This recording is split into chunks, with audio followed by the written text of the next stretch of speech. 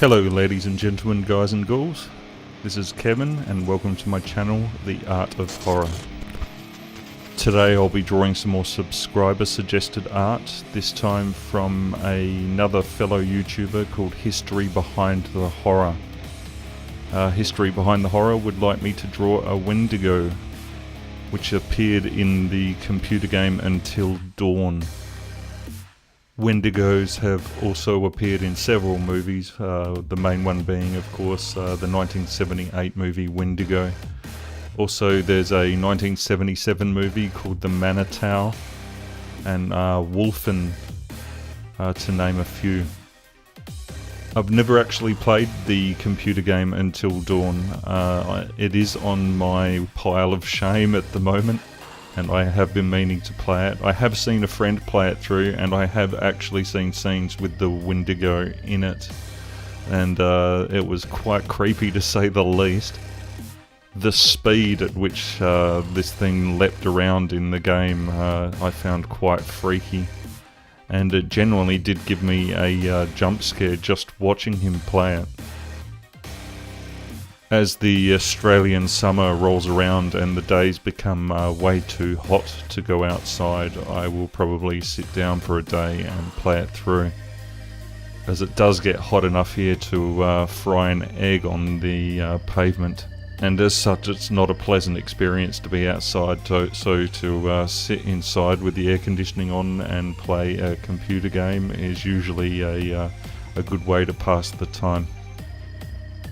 The word Wendigo comes from the Algonquian folklore, a Native American people, and is described as a cannibal monster or evil spirit, native to the northern forests of the Atlantic coast and Great Lakes region of both United States and Canada. The Wendigo may appear as a monster with some characteristics of a human, or as a spirit who has possessed a human being and made them become monstrous. It is historically associated with cannibalism, murder, insatiable greed, and the cultural taboos against such behaviours. There is a modern medical term called Wendigo psychosis, and is described by psychiatrists as a culture-bound syndrome with symptoms such as intense craving for human flesh and a fear of becoming a cannibal. In some indigenous communities, environmental destruction and insatiable greed are also seen as a manifestation of Wendigo psychosis.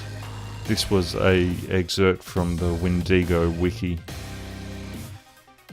According to the Until Dawn wiki, the Wendigos are described as cannibalistic monsters who have been changed by a Native American spirit after eating the flesh of other humans because of starvation.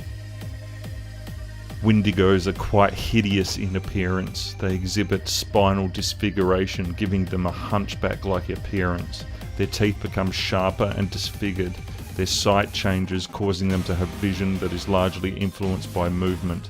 Their limbs become much longer, giving them the ability to climb up walls and to make small jumps to and from different spots in the blink of an eye. Their skin is also taut against their bodies, pulled tightly around their lengthy frames. Their skin is much like a glossy, stretched armour.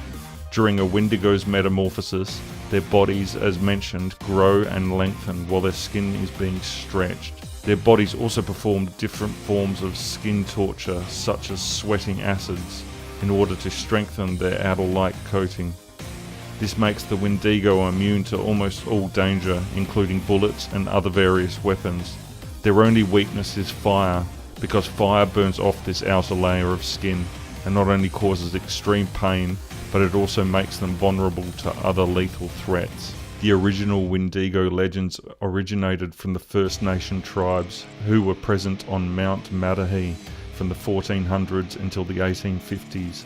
The Cree deeply respected the mountain and its nature, believing it would be bad luck to harm an animal on this sacred mountain. They would hunt elsewhere. They believed harming the mountain in any way would bring a terrible curse with it. I wanted this picture to kind of look like it was out of almost like a Necronomicon. It's drawn on charcoal and watercolour paper, hence the magical symbols as well.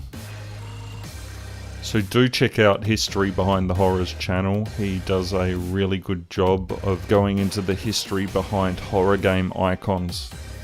And I really do love listening to his channel while I work. So I hope I did a good job for you there, History Behind the Horror, as I really did enjoy drawing a Wendigo and learning about them as well. If you enjoyed this video, please feel free to hit the like button. As always, feel free to comment below, especially if you have any suggestions on something you'd like me to draw for you, as I love producing ideas for you guys. If you're new to the channel and you would like to see more from me, please feel free to subscribe. This has been Kevin for The Art of Horror. I'll see you all next time. Thank you all for watching. Goodbye for now.